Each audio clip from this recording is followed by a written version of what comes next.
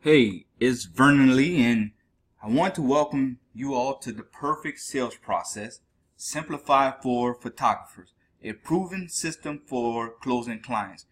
Now, before we begin this, I want to let you all know, please just watch the video, just watch the course.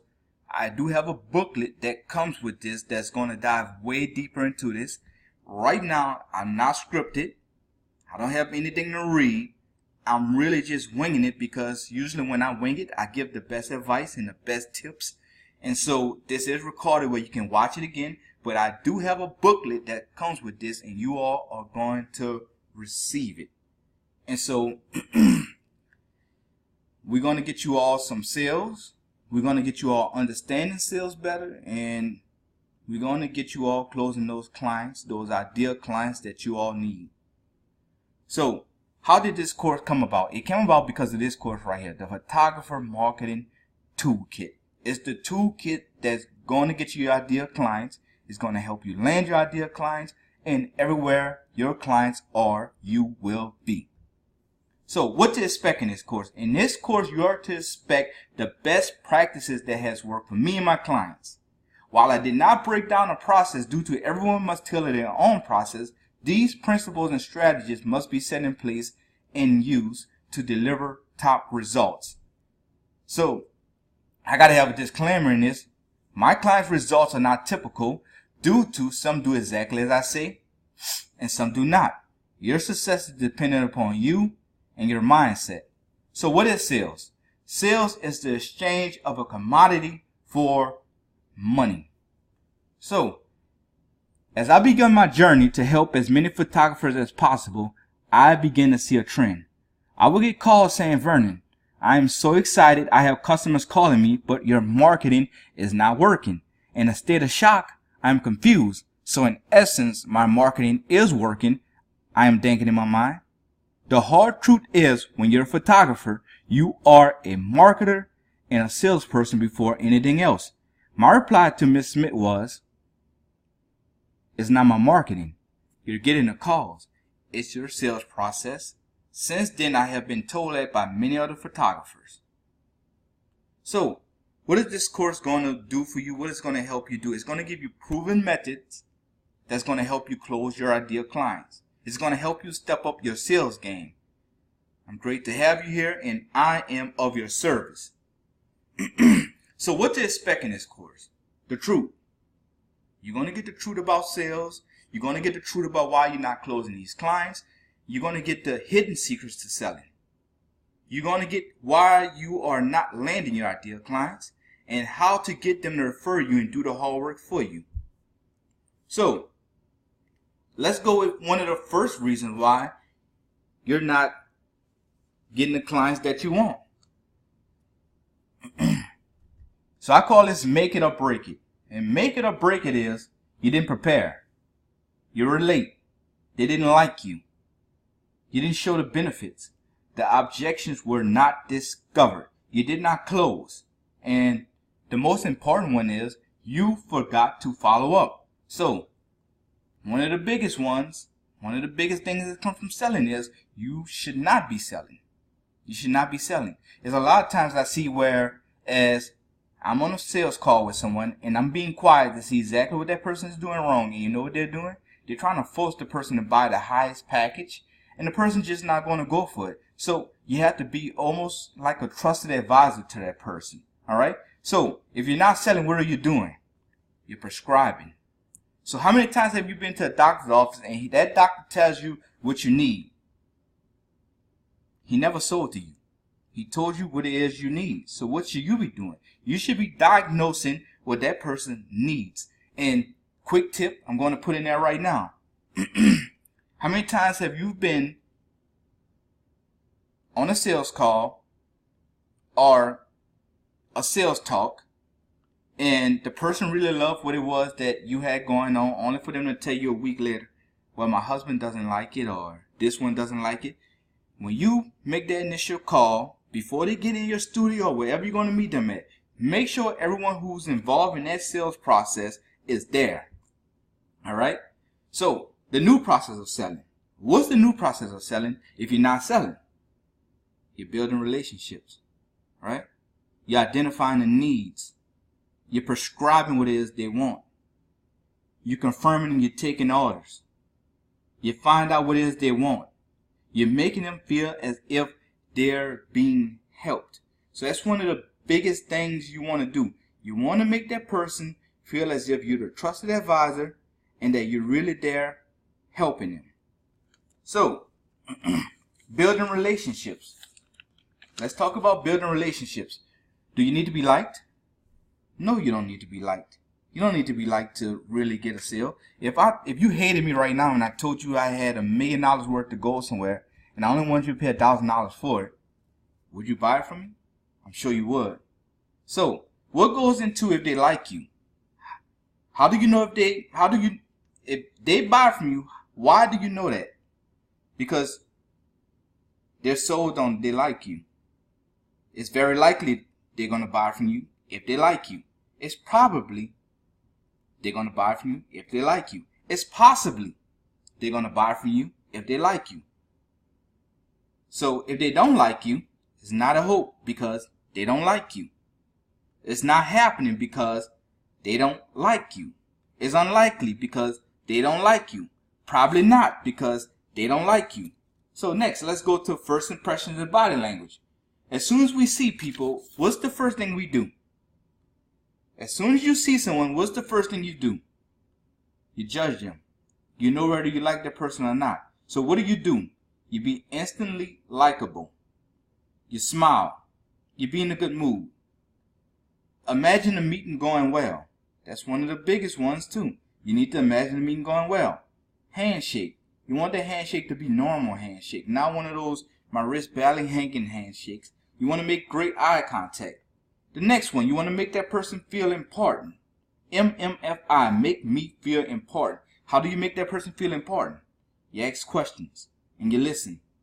You compliment them. That's real important. You just ask questions. People buy from people who make them feel important. You find some things you can relate to. If they get out a Chevy truck or Chevy or a bumper sticker on their car from a certain school, you want to ask them questions about that. Okay? So, you want to be a great listener. You control the conversation whenever you're listening. You control the conversation whenever you are listening. So, I'm going to give you an example. That person just rambling on and on and on. So, eventually you ask them a question. What have you done? How many times has someone asked you a question and you forgot to train a thought about the last thing you was talking about? Because that person shifted the conversation on you. So, you can't be the one just talking. Especially in a sales conversation. Don't always be the one talking. Matter of fact, the less you talk, the more chance you got of landing that sale. And that's statistics. That's facts. The less you talk, the better chance you got of landing that customer. Because that customer is telling you what they want. They don't care about your camera. They don't care about anything. All they care about is what they want. Right? So, I'm going to give you an example. Ask a lot of questions to discover their needs. So what you want to do, you want to ask questions about who, when, where, why. I'm going to say it again. Who, when, where, why. And I hope you all are not taking notes because I'm going to give you a PDF to go with this. But who, when, where, why. So how do you get them to, how do you find out what it is they want? These are 2 questions that I personally use. Tell me about a time when you had a professional photographer and they didn't do a good job. Right? Tell me about the kind of pictures you want. Is it a picture on my website that you've seen that you want to mimic? Closing questions. When they start going deep into why they want this or why they don't want this, you want to kind of give them questions such as, if I can help you with that, would you buy? If I can help you with those wedding pictures that you want, exactly as it is on my website, would you buy? So, here goes the template. Question. They ask the question, you answer, they comment, or vice versa. You ask the question, they give you the answer, you comment. And that's basically how that goes for good listening. Find out what it is they want. So, I want to dig into the matching mirror. It's something I discovered years ago called neuro-linguistic programming.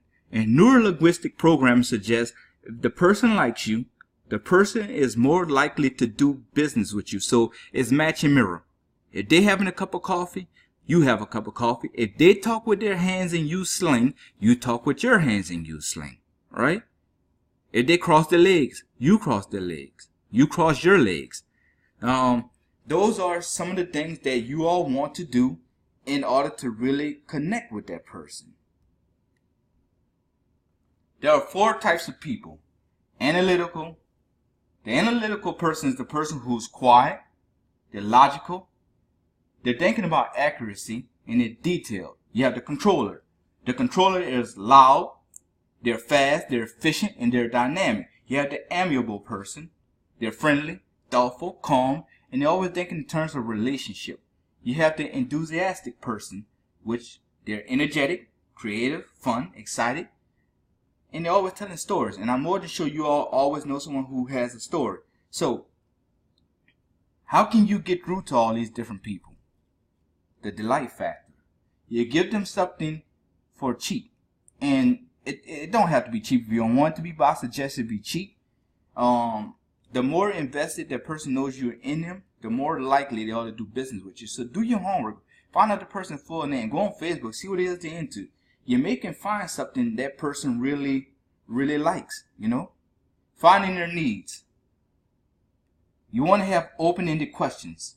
And what I suggest is you have a standard list.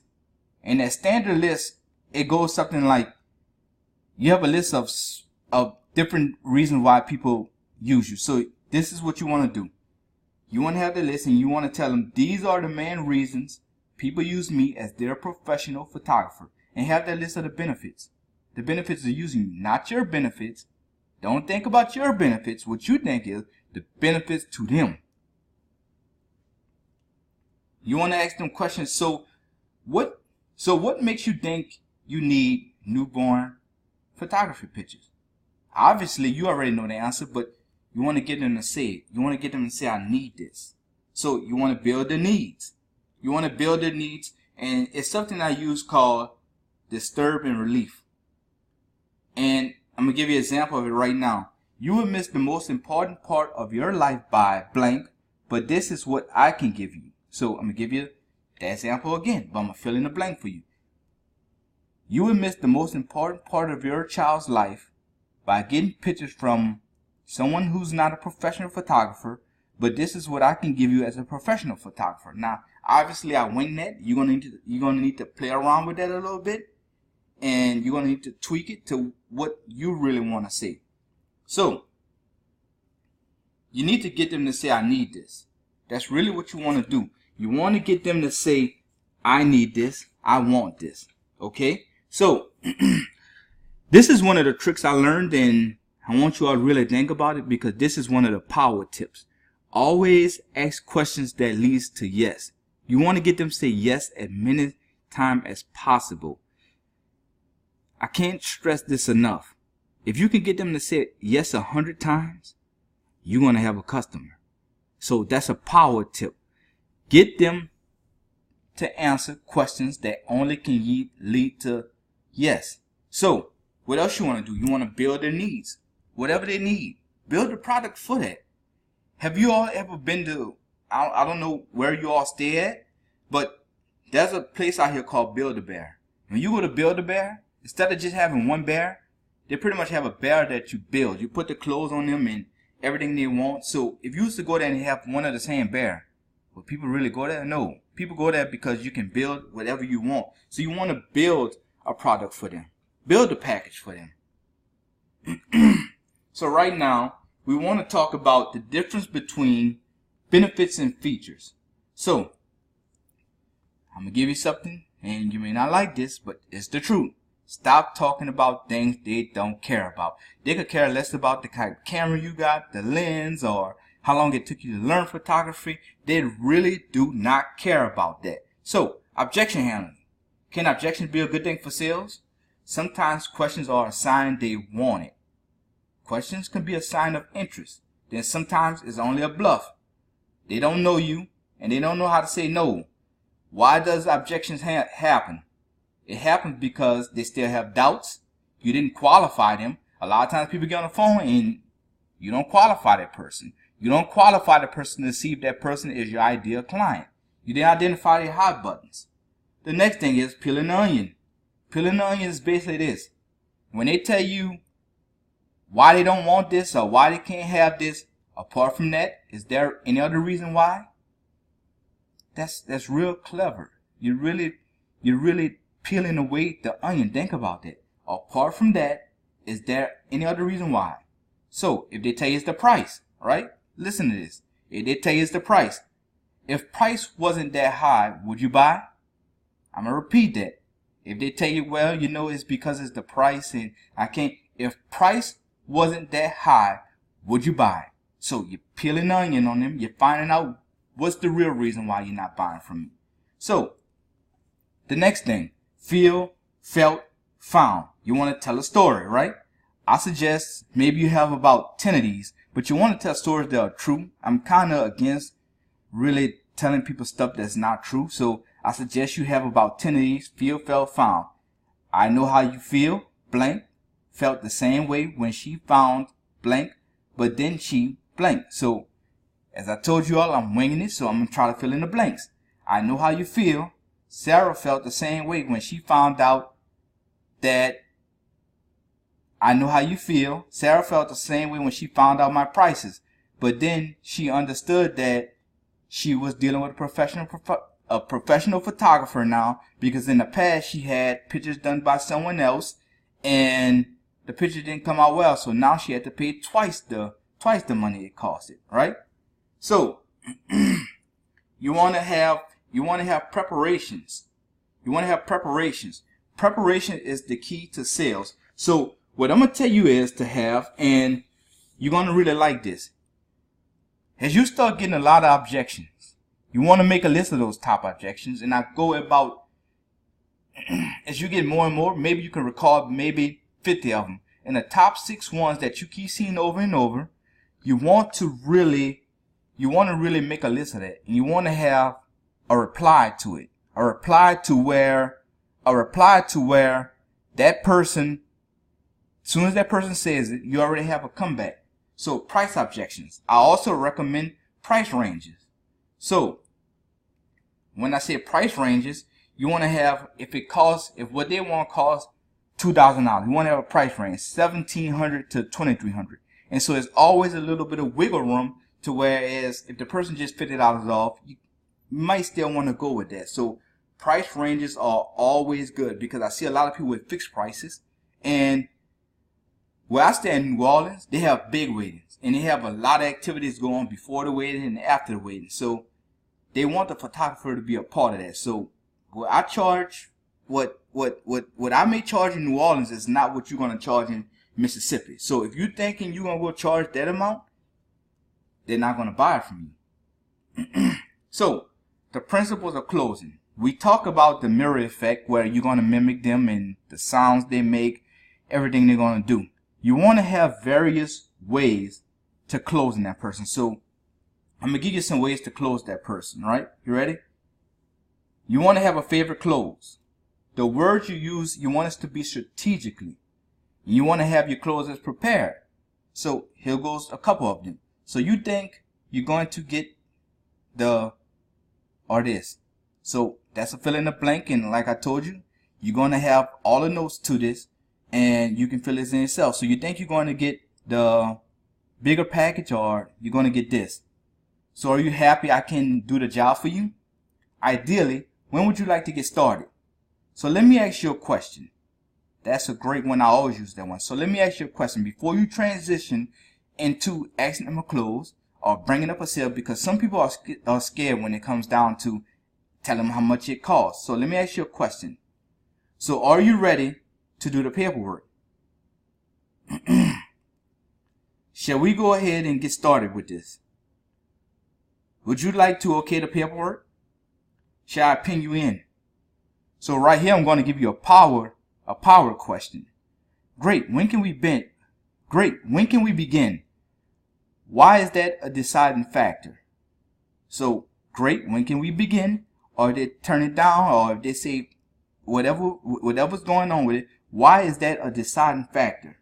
So right now, you're thinking, this sounds so simple, so why doesn't everyone buy when I sell to them? Listening.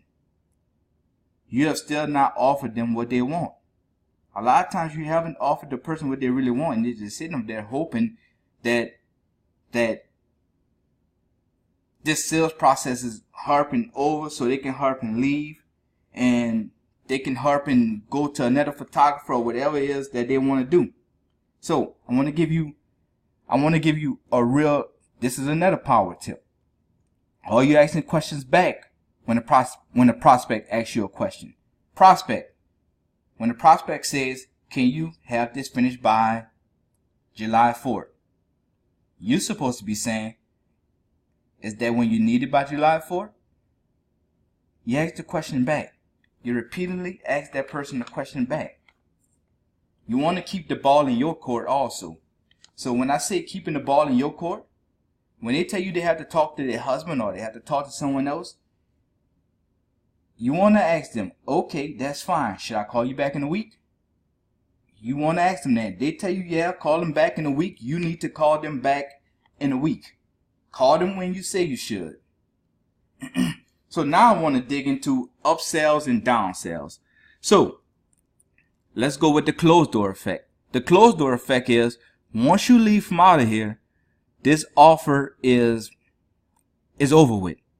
And you really want to have the closed door effect because it gets them to buy now. You want to get them to buy now because you don't want to give them a chance to go back and think about it, or their husband says no, he don't want it, and this and that going on. And I mean, basically, you are a photographer. You all know that people come up with a lot of excuses. So what's the value ladder? The value ladder is all your packages from the smallest one to the biggest one. You want to take them through your whole value ladder, from the cheapest thing you have to the highest. Once you get them in there, you want to take them through everything, because just because they said they wanted a package that costs $1,000, don't mean when you get them in there, they won't choose a package that's $2,000. So the front end, you want to think about the front end of your business. And I always tell people this. You don't want to think about the front end of your business. I'm sorry, at first I said you want to think about it. You don't want to think about the front end of your business, because that's not where the money made at.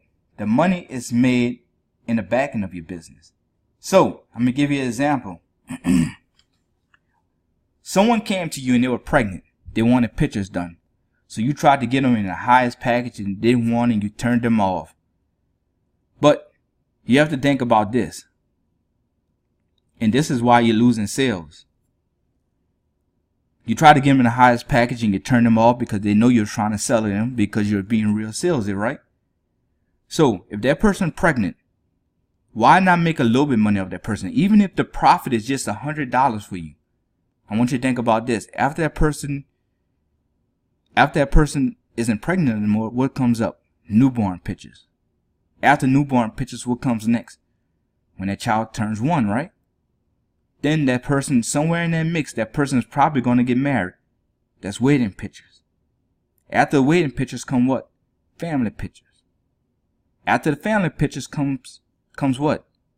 Probably anniversaries. You might not make anything after that, but you done made about 5 sales from that person. So you always want to think on the back end of your business. Stop thinking on the front end of your business, because that's what's killing your business right now. It's killing your business because you're repeatedly thinking about making that quick sale. You want to hurry make the $2,000 sale so you can go back in the Facebook groups and say how much you made, and everyone gives you likes.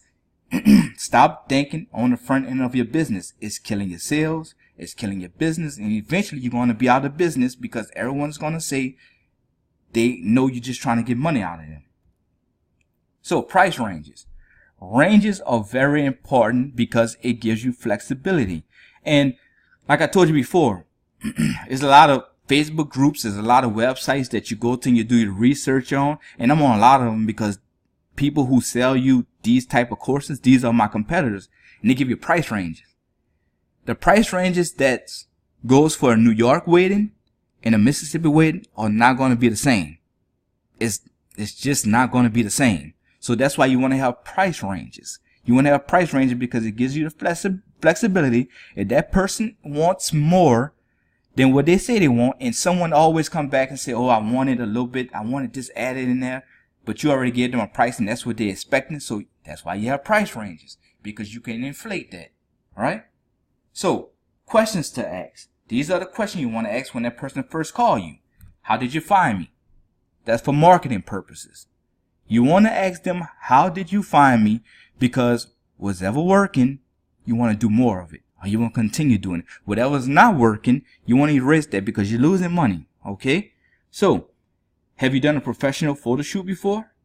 What is your budget? That's qualifying them. You're qualifying them by asking them, what is your budget? Where do you want this photo shoot to happen? Are there any props in the photo shoot? Did you see any pictures on my site you want to mimic? That's very important. When do you want the pictures by? If they tell you I want the pictures by July 4th, okay, so I can definitely give you the pictures by July 4th, or maybe before that. So why is this important? You want to find out why that's important to that person. You really want to dig in and find out why it's important for that person, because you want to use it as part of your sales tactic. This is what I'm going to do for you, and I know this is important to you. So this is why I'm going to give you this. And you're just repeating back to them what else they told you, and it makes them feel good. It makes them feel important. It makes them feel as if you understand them and know them. So, building a package. You want to build a package for them. I can't say this enough. I hear people always say, you know, Vernon, I'm tired of these people charging $450 for something that should be $1,000, and they're just cheap. And my advice to them is, you really don't know that person's cheap, because I have given over 250 photographers this same method, and that method is you build a package for that person. If that person take and tell you they only got $1,000 for something that costs $2,000, you take and tell them, this is what you tell them. Okay, I understand. This is how much we usually charge, but this is what I can give you for $1,000. And that person may be happy. You may only work an hour or two for $1,000. And that's why you build a package. If that person tell you I only have $250, this is what I can give you for $250.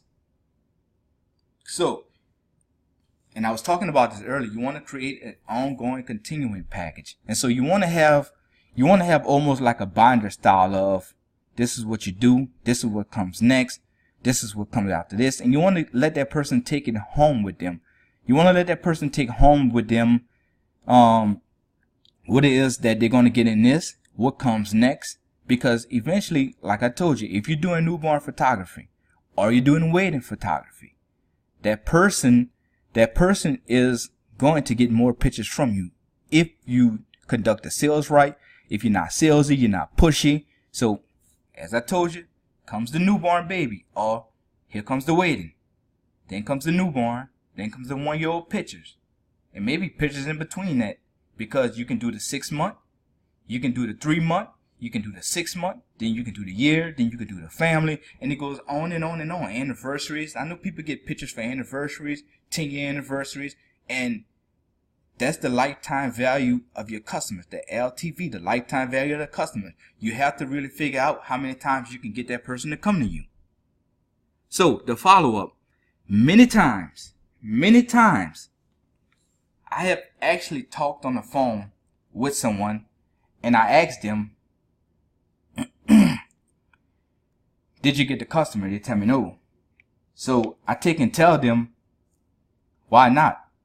They say, well, I don't know, the person just didn't call back. And I asked them, did you call them? Did you call them as you said? No, because I didn't think the person wanted, I didn't think the person wanted. And ladies and gentlemen, you all have to follow up. You all have to follow up with these people, because sometimes the person just can't make their mind up. And the person that follows up is the person that's going to actually get the contract with the person. So this is the end of the presentation, but it's a couple things I want to let you all go with. Some of the words to avoid in the sales presentation. Frankly. You don't want to keep saying frankly. Quite. Honestly. And I mean that. Are you prepared to take the order today? How are you doing today? Can I help you with something? So you want to keep a joke on file. You don't want it to be political or gender wise, because people are actually turned off by that. So you don't want to do that. And last but not least, you want to save your best stuff for the sales presentation. So you want to have that wow presentation. You want to have them leaving saying, wow, this is the person that I need. So this is the end of this presentation. I want to thank you all for going through it.